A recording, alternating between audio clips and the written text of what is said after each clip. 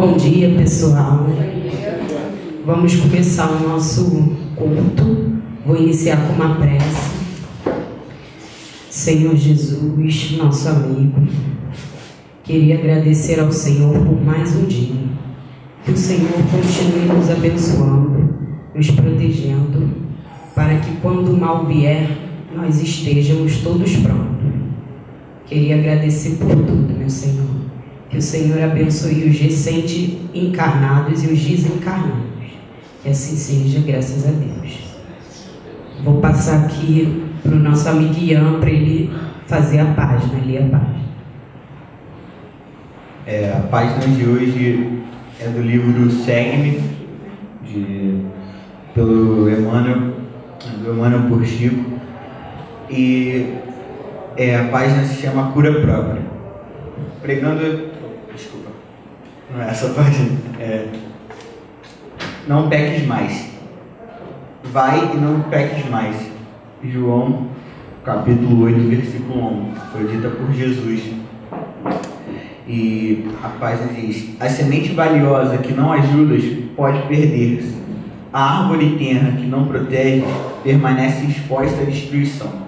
A fonte que não amparas costuma secar-se. A água que não distribuís forma pântanos. O fruto não aproveitado apodrece. A terra boa que não defendes é asfixiada pela erva inútil. A enxada que não utilizas cria ferrugem. As flores que não cultivas nem sempre se repetem. O amigo que não conservas foge do teu caminho. A medicação que não respeitas na dosagem e na oportunidade de que lhe dizem respeito não te beneficia no campo orgânico. Assim também é a graça divina. Se não guardas o favor do alto, respeitando em ti mesmo, se não usas o conhecimento elevado que recebes em benefício da própria felicidade, se não prezas a contribuição que te vem de cima, não te vale a dedicação dos mensageiros espirituais. De balde improvisação eles milagres, de amor e paciência, na solução dos teus problemas, porque sem a adesão da tua vontade ao programa regenerativo, todas as medidas salvadoras resultarão imprestáveis. Vai e não peques mais. O ensinamento de Jesus é suficiente e expressivo. O médico divino proporciona a cura, mas se não a conservarmos dentro de nós, ninguém poderá prever a extensão e as consequências de novos desequilíbrios que nos aviltarão à invigilância. Meditando sobre essa página, a gente percebe as pequenas bênçãos que nós temos no dia a dia. Tudo que recebemos tem um motivo para estar conosco na nossa administração. Todos os bens materiais e espirituais, eles vêm como dádivas. Como ele diz, a árvore que nós plantamos, a semente que nós jogamos para que cresça, a água que nós recebemos para beber, a ferramenta, a enxada e a amizade. Tudo isso, se nós não cuidarmos e não usarmos para o progresso, para o bem, não utilizarmos aquilo da forma adequada, cultivarmos, se perderá. Pois todo bem que nos vem, ele vem por um motivo. E se nós deixamos de lado, ele irá passar adiante. Porque não podemos guardar uma coisa inútil, imprestável, pois ela se desfalecerá, irá mudar de forma, né? Porque nada se perde. Mesmo a enxada que enferruja, ela está sendo utilizada para outra coisa. Se eu não estou utilizando ela para a terra, o oxigênio irá enferrujá-la, irá ser utilizada para outra coisa. A amizade que você não cultiva se perderá. Tudo isso são bens que nos vêm. Bem no sentido amplo, no sentido de dádivas divinas. É a graça divina fazendo por nós algo, mas nós temos que retribuir. Nós temos que retribuir, talvez não à altura, pois é Deus que nos está nos dando, mas temos que dar o melhor daquilo, tirar o melhor proveito, sabe? E é isso que ele diz aqui, porque mesmo a melhor bênção, o maior milagre, se perderá se não tiver o nosso trabalho, a nossa cooperação, não servirá de nada. É necessária a nossa vontade. a partir daquilo. E ele diz, vai, não peques mais, foi a dádiva que ele deu a ela. Essa foi a dádiva. Ele eliminou os pecados dela e disse, não peques mais. E ela aproveitou. Essa é a ideia. Você, quando recebe uma bênção, você se cura de uma doença, isso é uma bênção, nós recebemos bênçãos a cada dia que nós não percebemos. E aí, vai, não peques mais. Sempre que tiver, seja grato. Temos que viver gratos a Deus. E isso é fazer o bem, tentar sempre vigiar. Como ele disse, novos desequilíbrios nos aviltarão a invigilância. Sempre vigiar e orar. Isso é tentar se esforçar ao máximo, porque é difícil realmente, mas você se vigia e ora, você está se esforçando. E os Espíritos bons o ajudarão. É isso. Agora eu vou passar para a nossa amiga, minha irmã Érica, que ela vai começar o estudo. Bom dia a todos. Bom dia. Agradeço a presença de todos vocês. E hoje vamos dar início ao culto e vamos falar sobre Maria de Magdala. A diferença entre Maria Madalena e Maria de Magdala. Bom, não tem diferença entre essas duas. É a mesma pessoa. Maria de Madalena foi morar em Magdala e por isso passou a ser chamada de Maria de Magdala. São as mesmas pessoas. Quando criança, ela foi levada a Jerusalém e ouviu falar sobre o Messias.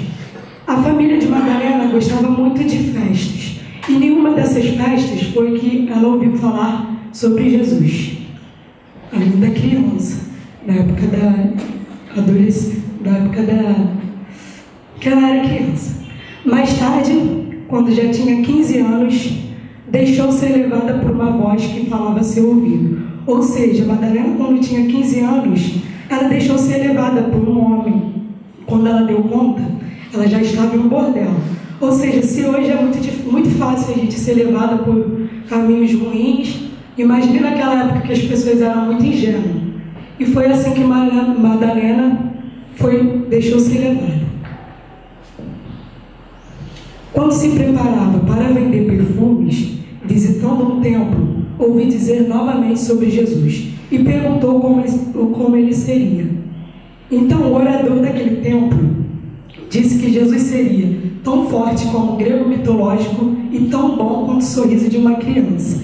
E Madalena passou a amar o amor intimamente, verdadeiramente, um sentimento muito puro e sem saber porquê, né? Ela estava relembrando a infância que ela ouviu pela primeira vez falar de Jesus e aquela parte da adolescência dela, ela estava confirmando o que um historiador tinha dito a ela, que ela iria conhecer a Jesus.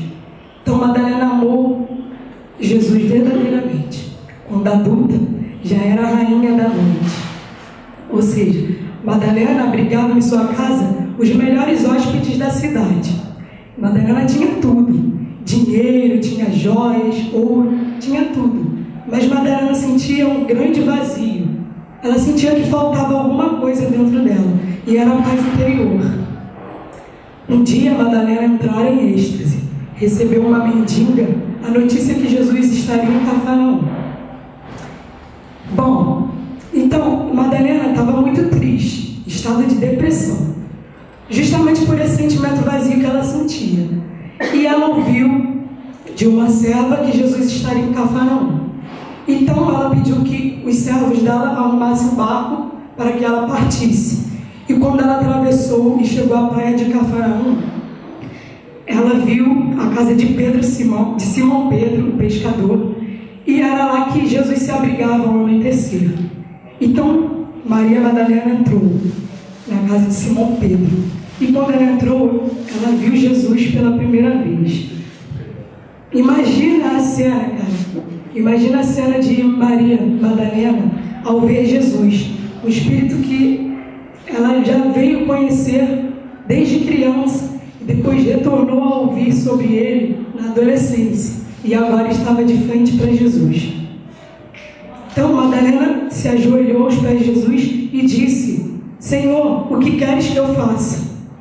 Me lembra também a passagem de Paulo, né? Que ao cair do cavalo, ao encontro de Jesus, ele falou a mesma pergunta. E Jesus disse: Madalena, ame Madalena, ame seus filhos. E Madalena disse: amar meus filhos? Como amar meus filhos? Eu não tenho filhos, Senhor. E Jesus disse: quando digo que ame seus filhos, digo que ame os filhos sem mãe e ame as mães sem filhos.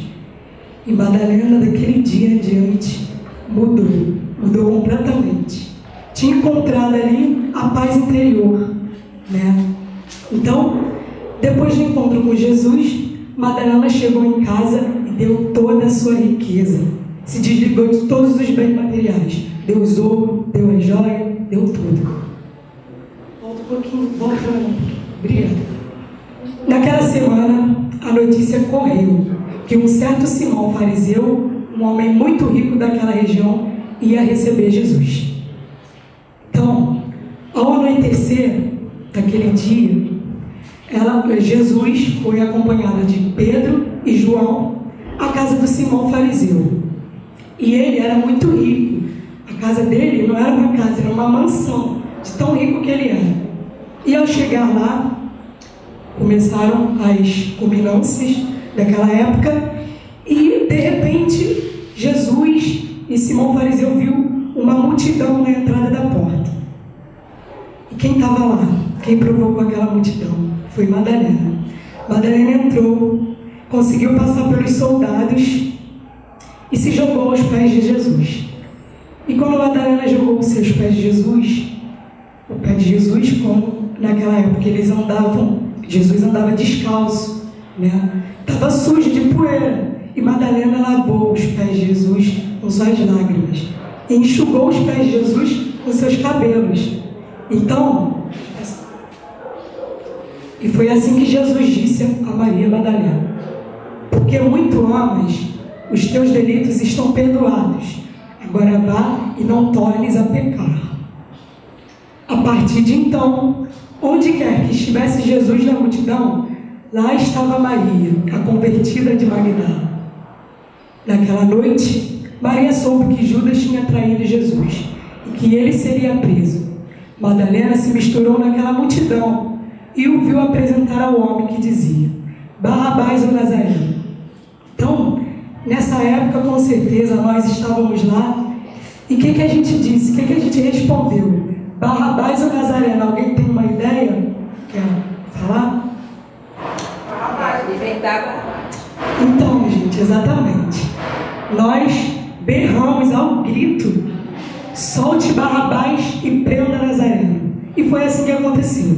Barrabás foi solto e Jesus foi preso. Pode passar. Madalena acompanhou Jesus até a sua crucificação. Então, Madalena acompanhou cada passo de Jesus. Cada chicotada que Jesus levava era uma lágrima que descia de Madalena. E Madalena percebeu que Jesus não reagia. Jesus não deu um gemido de dor. E na sua crucificação ainda lembrou de nós. Foi ele que disse: perdoe-o, Senhor, porque não sabe o que fazes. Então é um grande exemplo, né? Muitas vezes, em momentos difíceis, a gente se entrega à dor, a gente se faz de coitadinho. E Jesus é um grande exemplo para a gente seguir. Ao terceiro dia, Madalena, Pedro e João foram ao sepulcro. E quando lá chegaram, o túmulo estava aberto. A pedra pesada fora afastada. E no lugar onde estivera Jesus, estava um lençol dobrado. Agora Madalena ria numa gargalhada de dor. E ela viu um estranho que estava no meio de um rosário. Ela se aproximou-se pensando que fosse Jesus, um jardineiro. Mas era Jesus. Madalena correu para avisar os amigos. Mas só Maria de Nazaré, mãe de Jesus, acreditaram nela. Pode passar. Na Galileia, todos sentiam saudade daquela voz. Sentiam aquela dor, porque já não tinha mais a sua presença. A presença de Jesus. Pedro decidiu voltar a Jerusalém e reergueu uma casa de amor na estrada. Tiago acompanharia João e de repente Maria Madalena sentiu-se a sós. Ela, de repente, viu um monte de miseráveis a caminharem na praia. Crianças, trôpegas mulheres cobertas pelo véu escuro da lepra. Eles vinham andando na sua direção, e ela se deteve. Quando então eles pararam, e ela perguntou-lhes: Onde querem ir? Onde querem ir, irmãos? E eles disseram: Nós somos da região de Síria, viemos de longe, para que possamos encontrar com o Messias, para que ele curasse nossas lepras. E Maria Madalena disse: Mas vocês não sabem, Jesus não está mais entre nós. Nós o matamos, ele foi crucificado. Então, Madalena percebeu o desencanto, a frustração. Madalena percebeu a dor moral do desespero. As mulheres abraçavam os filhos chorando. Então Madalena falou-lhes de Jesus. Passou a manhã, a tarde e a noite inteira amenizando a dor daqueles irmãos.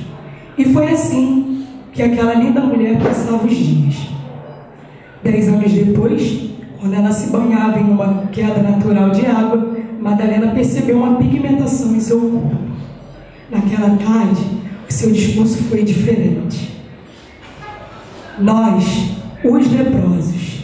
E foi assim que Madalena se foi para uma nova esfera. Bom, a história de Madalena é muito bonita, muito grande. Eu tive que fazer um grande resumo. Mas é uma pequena parte da história dessa grande mulher, desse grande espírito. E encerramos com essa mensagem. Maria Madalena é a síntese das nossas ausências. Ela é um pouco das nossas presenças. E Jesus apareceu a ela porque é o